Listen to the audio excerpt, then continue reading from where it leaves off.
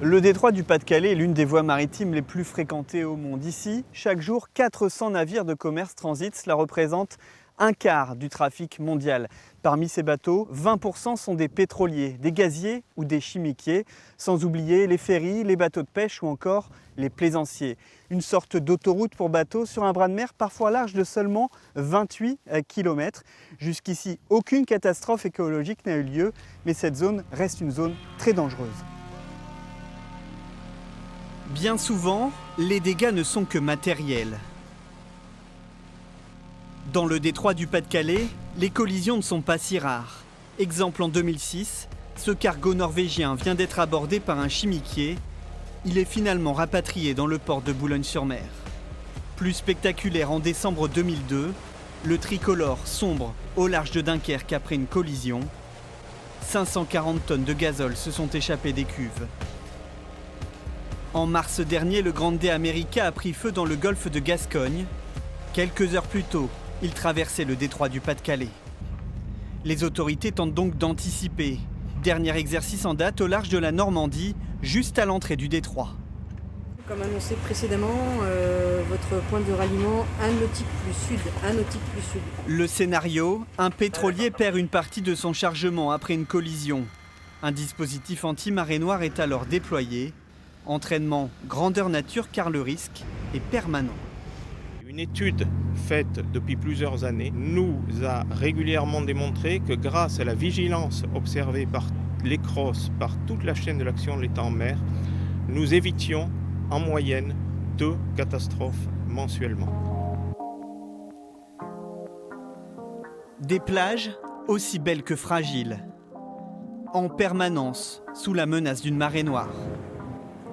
Pour empêcher les pollutions, tout passe par l'anticipation. Éviter les collisions, c'est le rôle des agents du Cross Greené. Ils veillent sur le détroit 24 heures sur 24. On surveille la voie montante, c'est comme une autoroute, il y a 2 voies de circulation.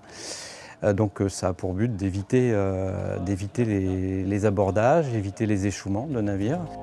La côte d'Opale se découvre avec les yeux, mais aussi en respirant l'air pur de la mer. Peut-être une illusion. Car le trafic maritime n'est pas une menace que pour l'eau. Ses répercussions sur la qualité de l'air sont bien réelles, jusqu'en ville.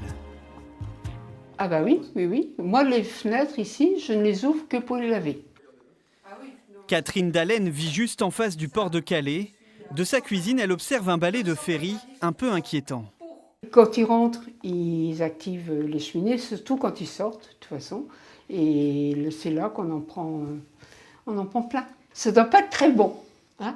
Il vaut mieux respirer des petites pâquerettes, mais je ne sais pas où il y a encore une pâquerette saine. Petit café. Avec ses voisins, elle se mobilise contre la pollution des bateaux.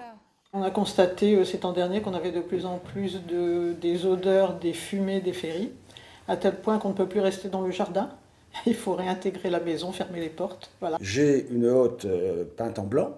Et bien, régulièrement, il faut essuyer la hotte qui est pleine d'une poussière noire, grasse. Donc ce sont des particules de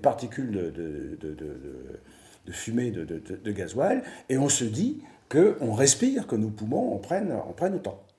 Ces effets de la circulation des bateaux sur la qualité de l'air sont difficilement quantifiables. Pas de station de mesure en mer.